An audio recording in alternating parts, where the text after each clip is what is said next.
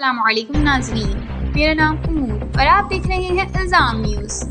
بورے والا اوباش درندے نے 10 سالہ بچی کو اپنی ہوس کا نشانہ بنا ڈالا، ملزم گرفتار، اہل علاقہ نے روڈ بلاک کر دیا۔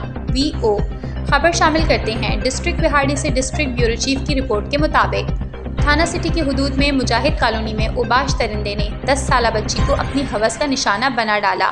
بچی کی حالت غیر ہونے پر ہسپتال منتقل کر دیا گیا۔ مجاہد کالونی کے رہائشی اشفاق کی 10 سالہ بیٹی دودھ لینے کے لیے پاس ہی واقع احاطے میں گئی تو احاطے میں موجود اوباش شخص نے بچی کو درندگی کا نشانہ بنا ڈالا۔ بچی کے ورثاء ڈھونڈتے ہوئے مذکورہ احاطے میں پہنچے تو ملزم بچی کو مبینہ طور پر واش روم میں قید کر دیا۔ بعد ازاں بچی کو حالت شدید غیر ہونے پر ہسپتال منتقل کر دیا گیا اور ذرائع کے مطابق تھانہ سٹی پولیس نے واقعے کے کچھ ہی دیر بعد ملزم کو گرفتار کر کے قانونی کارروائی شروع کر دی ہے۔